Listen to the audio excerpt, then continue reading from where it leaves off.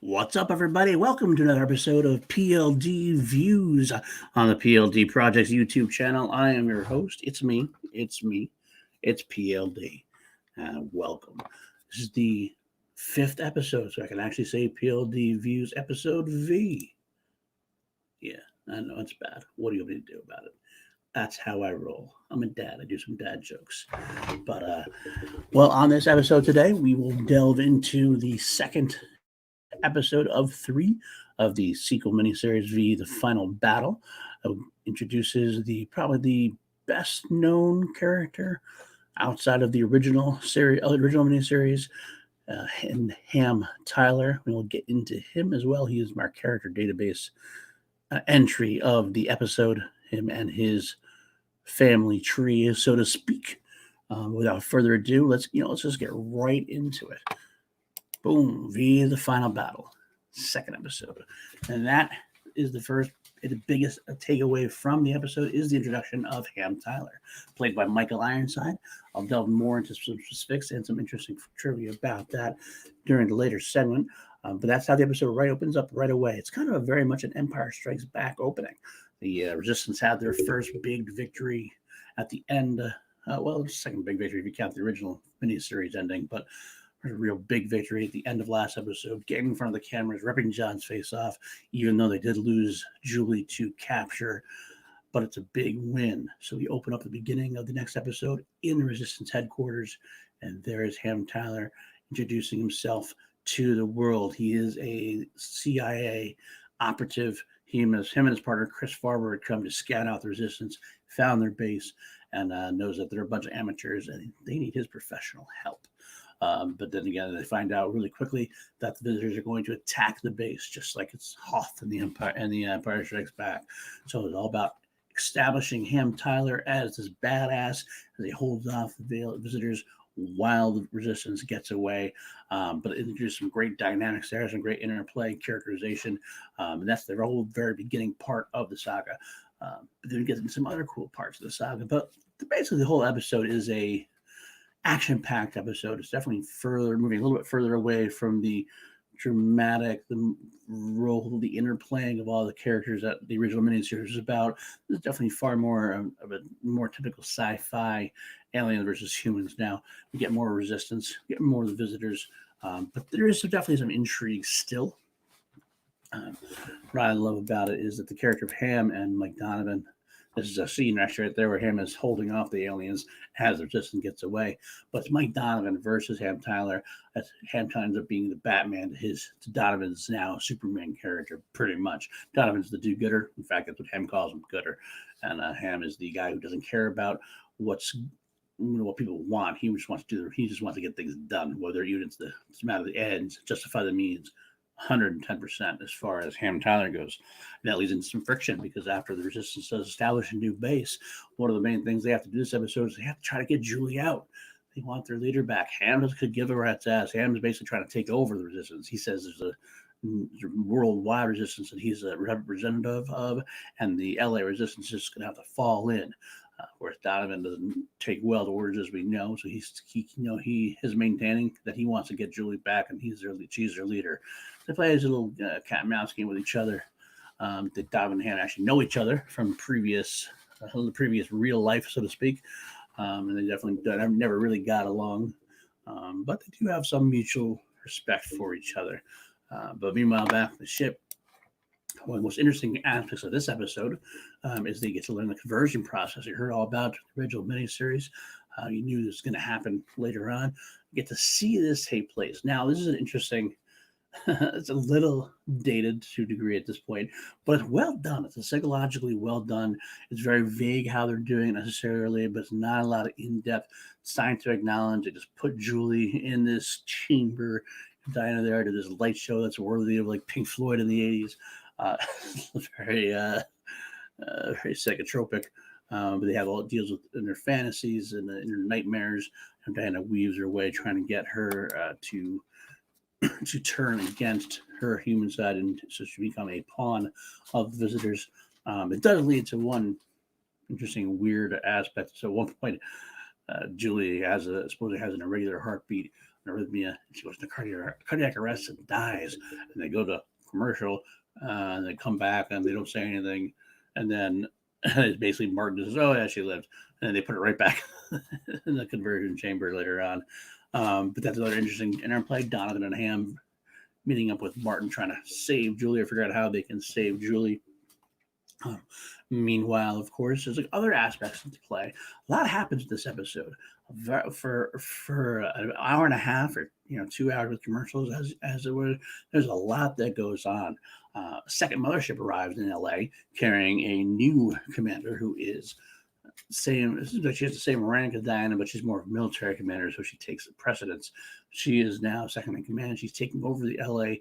area briefly, as far as trying to complete the water project. They have a new project that's supposed to be going to take all the water out of California in the next 30 days.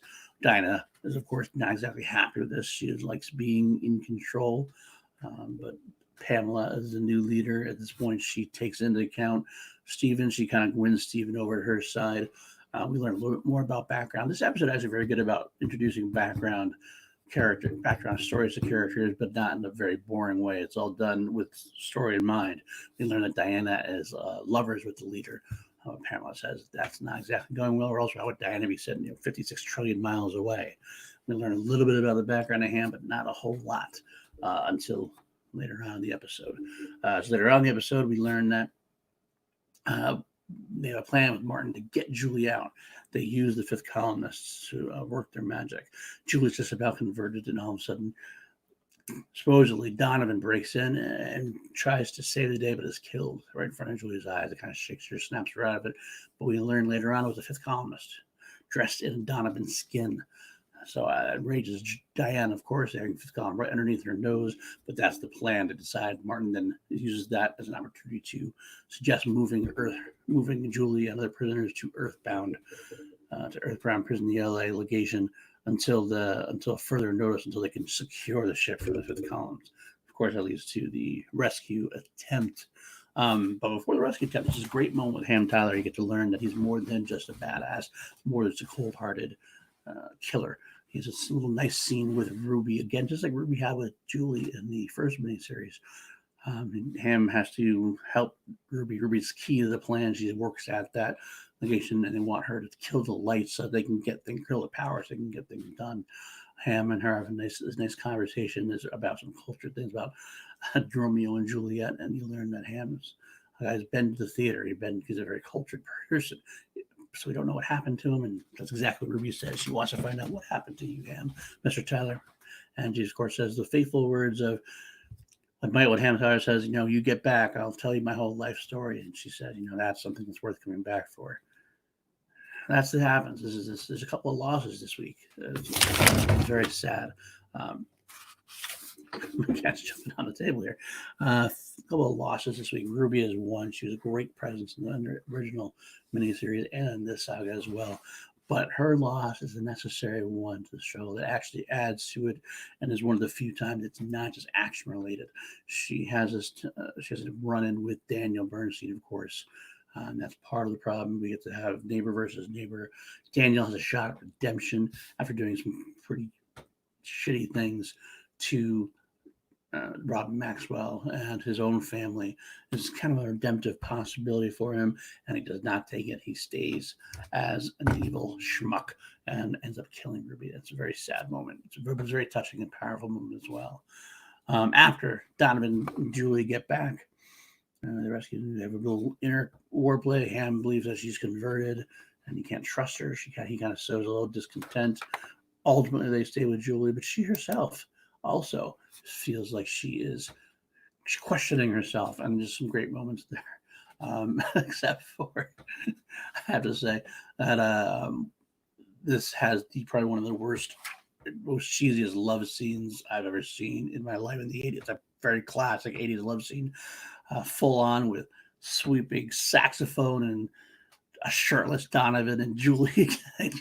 They start talking about how Julie is maybe compromised. And it leads into this, and they find out, and Julie consummate what everybody's known is going to happen. They're going to get together. It's actually one of the worst score moments, I think, in a score that's very good generally. They actually score the horror score, the very oppressive score that was in the final battle episode is still there, even more so. But the love sequence is a little pretty bad, if I have to be honest with you. But at least there's some cool things. They get together. They have a plan to disrupt the water processing plant that has been Pamela's goal to the plant I mentioned when I sucking the water dry after 30 days. They attack the water processing plant. It's a big action-packed finale where the Resistance gets another much-needed victory, but they lose someone else. They lose Mark, who I don't know if I'm talking about actually yet. If I mentioned Brad in the original miniseries, Brad was this cop who joined the Resistance. Mark seems to be basically the replacement for Brad because Brad doesn't appear in the final battle, and yet it's a guy about the same height, same look, has glasses, and is a former cop. He's one of those characters you're kind of like, well, we're not going to try to make it, it's a different actor, we're not going to try to make you believe it's Brad, but he basically is the same characters for the most part. But Brad shares a relationship with another Resistance hero, Maggie Blodgett. They have some struggles because Maggie is pumping Daniel Bernstein for information, and she is doing that literally. She's literally having to sleep with Daniel to get information. It obviously causes some tension there. But of course, they decide to get over that tension, and they're going to get married right after the water treatment plant. It's Ruby all over again. Mark has a heroic ending, sacrificing himself after he gets shot down. Shares some great moment with Ham, who he's been verbally sparring with pretty much all episode. It's a very respectful ending for him. But it's a great battle sequence at the end. Leading towards something, though. It's leading towards Donovan getting out. The next bit is during the whole saga, they get Sean Donovan. They figure out where Sean Donovan is because of Donovan's mother. Donovan's mother, when Donovan told his mother about Sean being held captive in the mothership, she becomes more and more evil, to be honest. She becomes more and more aware that, yes, she admits that Sean probably is being held in the mothership. She doesn't use it against the visitor. She merely asks for a favor and see if Steven can get him back for her. Arthur, her husband, sees right through it and berates her, saying, obviously, this is Sean Donovan. They're going to use him to catch Mike. It's a great moment when Arthur walks out on his wife, saying it's too much for him. But it's a great little segment for him as well. Towards the end of the episode, though, they do get Sean out, and they broadcast that this little boy has wandered to visitor headquarters. And we all know it's true, but basically they want to trade Sean for Mike. And Mike, being Donovan, can't not do it no matter what anybody says. So they basically trade Donovan for Sean. And Sean goes off for the Resistance. Donovan goes up to the mothership. At this point, they instead of trying to convert Donovan, they go right to the torture, right to some truth serum. Inquisition is supposedly a foolproof truth serum. And under duress, Donovan, after a little bit of wise ass remarks, it can't control himself and gives up Martin as a fifth columnist. But then Martin frees Martin to help Donovan out and helps Donovan escape the mothership before getting so they don't get recaptured at the end of the episode. But the very end of the episode is probably the most famous scene in V history. Yes, that's it. Robin gives birth. She gives birth to twins. One is a human, more human looking with an alien tongue. And this second twin comes out looking far more alien. It's a very famous scene. It's not aged extremely well. It's definitely a puppet coming out, the second baby. But at the time, it was a very horror-filled moment, a scary moment, definitely. But it ends up as a little bit of a cliffhanger. That's the end of the episode. And we don't know where Donovan is at this point. We don't know the aliens are there. But yeah, it's a great episode overall. It's definitely more a transitory episode. Not really a climax, but it's very, very powerful in some ways. I do like Willie gets involved more, and he seems to be getting more and more accepted. He's willing to be tested on by Julie. Even though I don't know if he doesn't really have a choice, really, but he's actually willing to help out. He helps Robin out at times because he's aware of some of the signs of the visitor pregnancy. Again, Ham Tyler's a great addition to the cast. His verbal sparring with Donovan is also awesome. Julie's, is she converted? Is she not? Overall, a lot of little storylines that are definitely still straying, like I said, from the original. Makes for a fun sequel, makes for a fun adventure. Definitely worth watching. So that's where I'm going to end this review of the Final Battle. Let's break right into the next part. Ham Tyler, that's what we're talking about from the character database today. It's fitting he gets introduced this way. Because like I said, he's probably the most famous actor in the saga, outside of maybe Robert Englund as Freddy, Freddy as Willie. Robert Englund, of course, known as Freddy Krueger. We'll get into him next, a different time. But Michael Ironside is a very well-known genre actor. He's been in several things, such as Scanners, most well-known probably for his role in Total Recall. Of course, that's actually where he basically plays Ham Tyler, just a little more, a little less anti-hero, a little more just straight-up villain, but very similar look, very similar, pretty much attributes, almost everything. But he's in a lot of things he's in. He's been in the Arrowverse. He's been in a couple of things. He was in Smallville but he's a lot of times he's had some smaller roles. But a well-respected actor, very good actor, and he brings a lot to this character. Interesting trivia, like I said earlier. The interesting trivia is that the character, as written by Kenny Johnson, before Kenny Johnson left to be the final battle over creative differences, was going to be completely different. He wanted, I remember an interview where he said that they wanted Ham Tyler to be a character in a wheelchair. He had envisioned this whole big sequence where Ham Tyler comes in similarly, sparring with Donovan verbally about what has to be done, to the point where Donovan's about to rear back and hit him and knock the guy. And Kenny Johnson said it was a great visual. You never see your hero hitting a guy in a wheelchair, right? But then Ham was going to do some kind of wheelie and spin around and knock Donovan on his ass, as he said. So that would have been kind of cool to see. It would have been a much different take. But like I said, he's introduced to the final battle. He ends up being a very heavy part of the saga throughout all. He's in the final battle. He is in the first, I'd say, 12 episodes of the weekly series before budget cuts get to them. A lot of strange choices that weekly series made that we're going to get into when we get to the weekly series.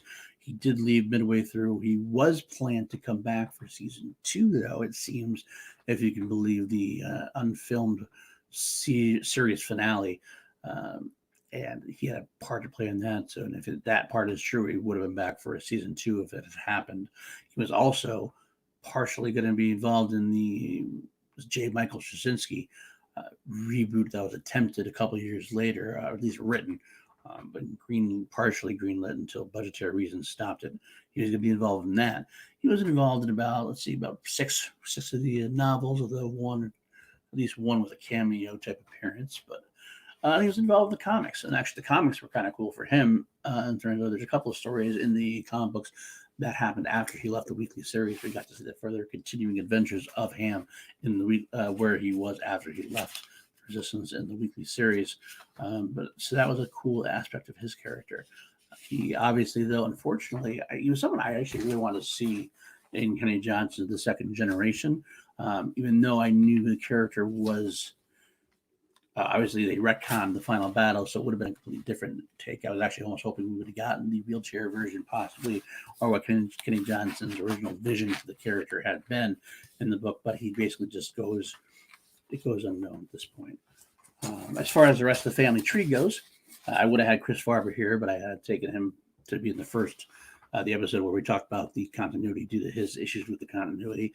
So instead, the only thing we got left also in the family tree is Ham's unnamed wife and daughter, portrayed by Kathleen Nagoyan and Nicole Rowe. They appeared in one episode of the TV series, and really weren't actually in it. It was more visions from Ham when he's under duress, and as you'll find out, attempt to convert Ham Tyler. He is a great character. I'm very much anti-hero. There's a lot of places throughout the series where they show just a little bit of heart there. They did it the right way in this episode as far as his moments with Ruby. They do it again in the conversion episode. You hear more about his background story. A couple of times where he shows some real heart and real care, real respect and real loyalty to those that he cares about. He's probably neck and neck with Donovan as my favorite character in the whole show. But unfortunately, he did not being in as much as I would have liked. But regardless, that is the end of our little segment on the character database this week. I hope you guys enjoyed yourself. Next time we will get into the final battle, the final episode of the final battle, and what many people might say should have been the final episode of the entirely of the 80s given what happened to the weekly series. But I'm still liking the weekly series enough. I still can go back and watch the weekly series, so we'll get there. Next week, we'll definitely we'll do the final battle. I'm not sure I want to delve into the character database yet. I'll find somebody, and we'll go there. All right. I hope you enjoy yourself. Again, like, subscribe. It helps me out quite a bit. How much my Star Wars show usually drops on Saturday, sometimes Sunday. Hoping to develop more on the channel. It's kind of been a lack of time. I know a lot of people have a lot extra time in this while we're all quarantined, but I actually have less time as I work actually an essential job. That ends up being I end up working more there, and I have my family home a lot more also. So it's been just trying to keep everybody sane here as well. But anyway, I hope you like I said, I hope you like what you saw. You find me at Paul_Nuzzo. You can leave comments. Let me know what you think, and let me know what you want to see. If you want to see me cover anything else, and yeah, next week I'll do more. Until then, pray to Nam, everybody. Pray to Nam.